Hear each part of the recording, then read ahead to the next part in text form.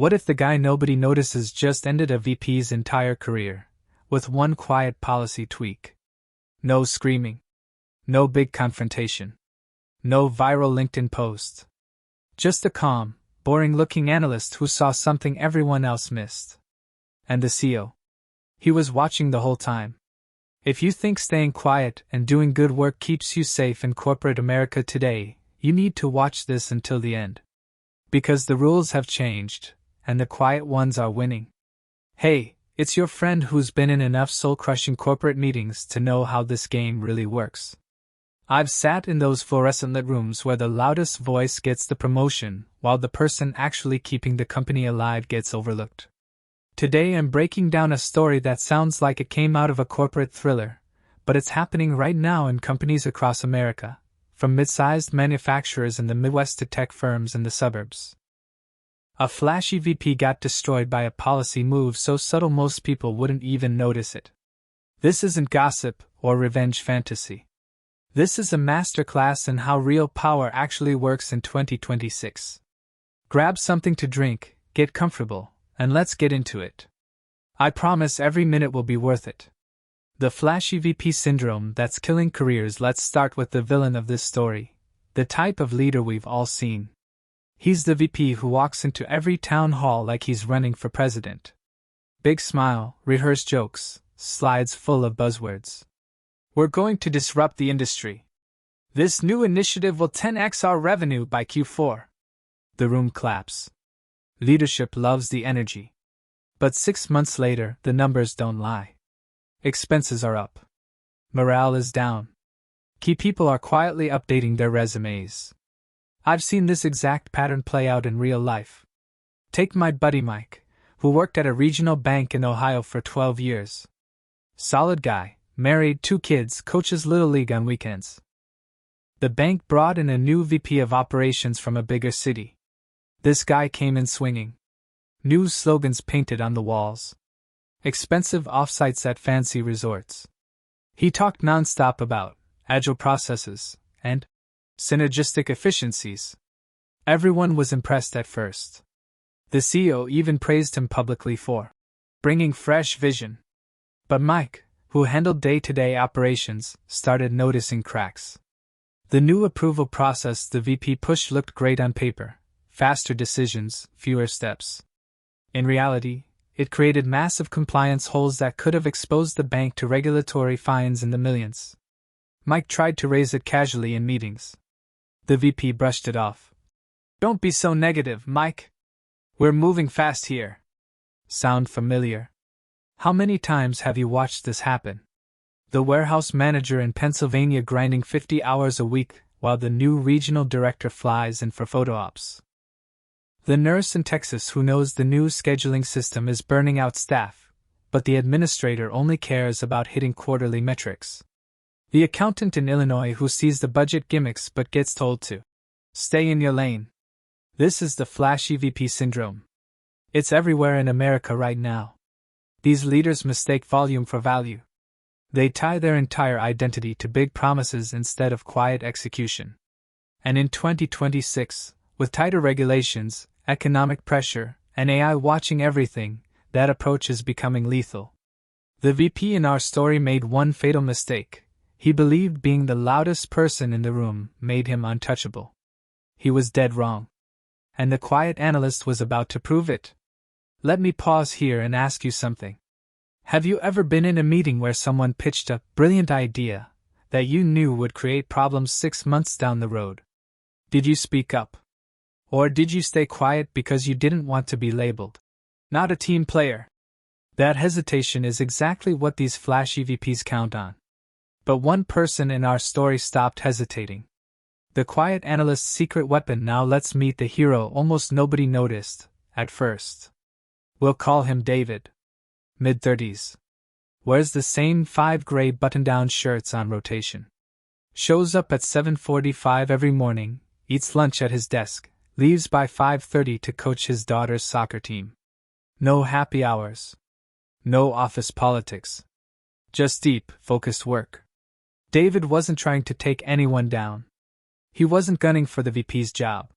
He was simply doing what he always did, stress testing policies before they went live.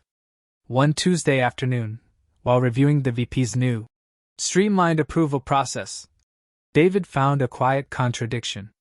On the surface, it looked efficient, fewer signatures, faster turnaround. But buried in the details was a massive compliance hole. It violated updated federal regulations in a way that could trigger audits, fines, and potential lawsuits.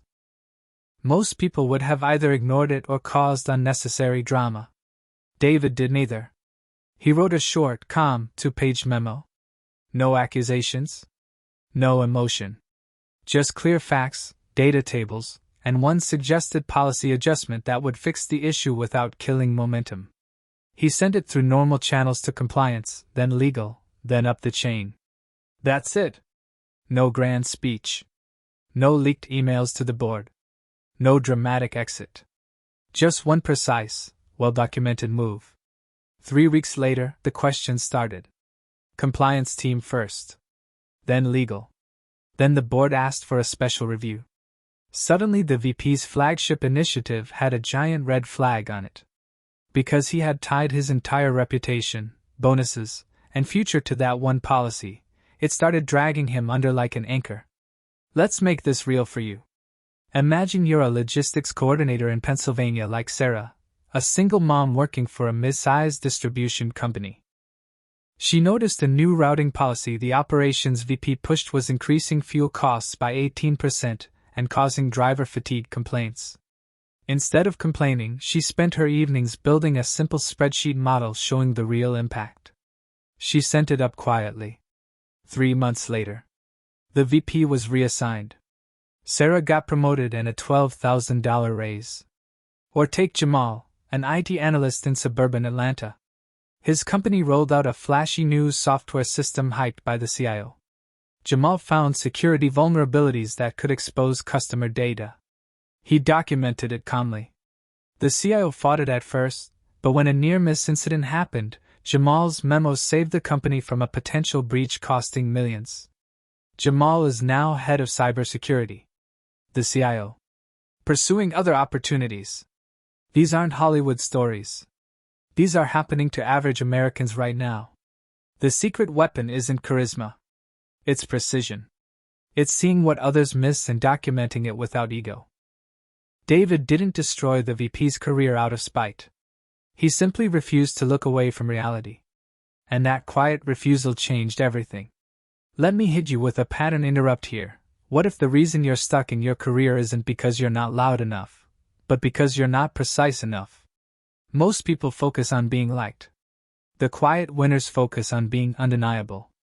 Why the CEO was watching, and what he actually respects. Here's what most employees don't understand about the people at the very top.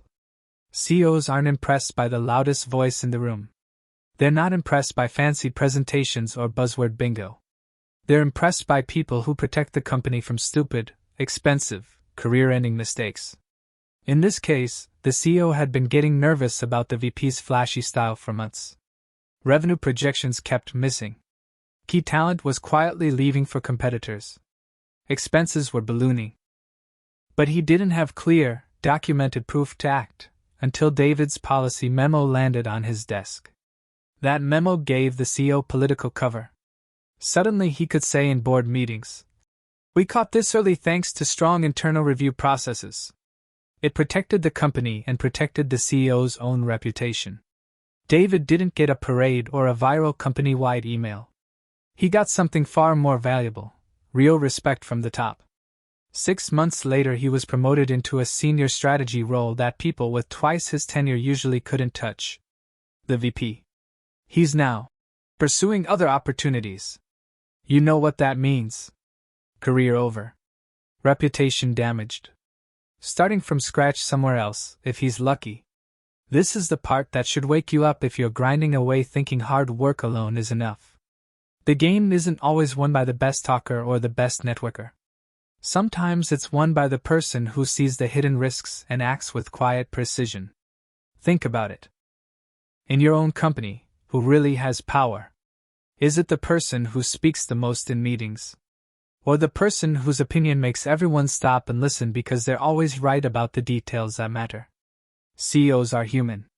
They're under massive pressure from boards, investors, and regulations. They value people who make their lives easier by spotting problems early. David became that person without trying to play politics. I've heard similar stories from friends across the country. A plant manager in Michigan who quietly flagged safety policy gaps before OSHA came knocking. A marketing analyst in Florida who proved the new campaign strategy was wasting $800,000 a year. Each time, the flashy leader took the fall, and the quiet analyst rose. This isn't luck. This is a repeatable pattern. How to make your own quiet power moves. You don't need to be the smartest, loudest, or most connected person in your company. You need to be the most precise. Here's exactly how average Americans are doing this right now and winning. First, document everything. Not because you're paranoid, but because you're protected. Every email, every meeting note, every data point. When the time comes, your paper trail becomes your shield and your sword. Second, master one specific problem your company pretends doesn't exist. Become the undeniable expert on that topic. Whether it's supply chain inefficiencies, compliance risks, customer churn patterns, or software vulnerabilities, own it completely. Third, send short, fact-based updates instead of emotional rants. A one-page memo beats a 30-minute emotional speech every single time. Facts are harder to argue with than feelings. Fourth, never tie your entire ego and reputation to a single initiative. Stay objective. When things go wrong, you want to be the person who saw it coming, not the one who bet everything on it. Fifth, build a reputation for calm competence. In a workplace full of hype, anxiety, and constant change, calm feels like genius. People start coming to you for advice. Leaders start trusting your judgment. Let me give you more real examples so this sinks in. There's Maria, a billing specialist in a Houston healthcare clinic. She noticed the new insurance processing policy was creating massive delays and denials. Instead of complaining, she created a simple tracking system and shared the data. The clinic saved $340,000 in the first year. Maria got promoted to operations manager. Or Robert, a maintenance supervisor in a Detroit auto parts factory. The new VP pushed aggressive production targets that ignored equipment safety policies. Robert documented the risks with photos, logs, and cost projections. When a machine failure nearly caused injury, his documentation protected the company and exposed the VP's recklessness. Robert now sits on the safety committee with direct access to the plant director. These are normal people. Not geniuses. Not Ivy League grads. Just Americans who decided to be precise instead of loud. The pattern is clear: quiet power moves compound over time. They build trust. They create leverage. And when the moment comes, they can shift entire careers. The hidden costs of flashy leadership. Let's go deeper on why this flashy style is failing so badly right now. In 2026, companies face real pressure: rising costs, talent shortages, regulatory scrutiny, and economic uncertainty. Flashy leaders who prioritize optics over substance create hidden costs that eventually explode. They burn out teams with unrealistic deadlines. They implement policies without proper testing. They ignore warning signs because acknowledging them would hurt their image. Meanwhile, the quiet analysts are the ones preventing disasters. They're the early warning system. And smart CEOs know this. I want you to think about your own workplace. How many initiatives have you seen launched with fanfare only to quietly die 6 months later, wasting time and money? Who took the blame? Usually not the person who pushed it, but the quiet ones who tried to warn everyone. They get remembered when promotion time comes. The biggest lesson from this entire story is this: in today's workplace, loud ambition without substance is becoming a massive liability. Quiet competence paired with strategic, well-documented moves is becoming unstoppable. You don't need to become fake politically savvy or start playing dirty office games. You need to become undeniably valuable in ways that are hard to argue with. The analyst didn't destroy the VP's career out of spite or jealousy. The VP destroyed his own career by being sloppy, loud, and disconnected from reality. The analyst simply refused to look away and documented what he saw. That's the new game. And it heavily favors the focused, the precise, and the calm over the flashy and the loud. If you've been feeling stuck, overlooked, or frustrated watching incompetence get rewarded, this is your sign. The path forward isn't to become louder. It's to become sharper. Start small. Pick one area. Document. Share facts. Stay consistent. The results compound faster than you think. If you're tired of watching loud incompetence win while solid, honest work gets ignored, do this right now. Drop, quiet move, in the comments below. I'm going to send you my free guide on making strategic career moves that actually get noticed by the right people, the ones who matter. And if this hit home for you, share this video with one friend who's stuck in a toxic or unfair work environment. They need to hear this. Stay sharp out there. The quiet moves are the ones that actually change everything. I'll see you in the next one. Take care.